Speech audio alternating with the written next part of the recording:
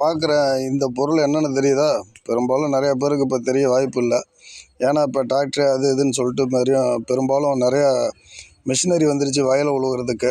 அந்த காலத்தில் வந்து வயலை உழுறதுக்கு வந்து பார்த்திங்கன்னா ஏர் உழுவுறதுக்கு பயன்படுத்திய கலப்பை இதுதாங்க. இந்த கலப்பையோட நிலைமையை பாருங்கள். இன்றைக்கி ஓடா தேஞ்சு மக்களுக்காக விவசாயத்துக்கு பயன்பட்ட ஒரு கலப்பை.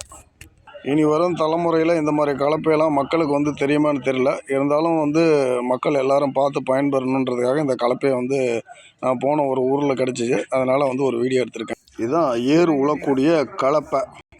மாட்டு மேலே வச்சுருக்கக்கூடிய தடி பேர் வந்து நுணன்னு சொல்லுவாங்க.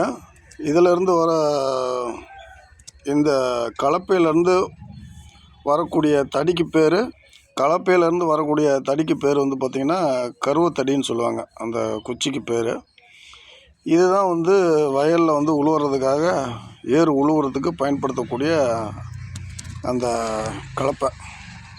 மாடு வந்து பூட்டி ஏர் உழுறதுன்னு சொல்லுவாங்க. அதுக்கு உண்டான மெயினான கருவி அந்த கருவி தான்.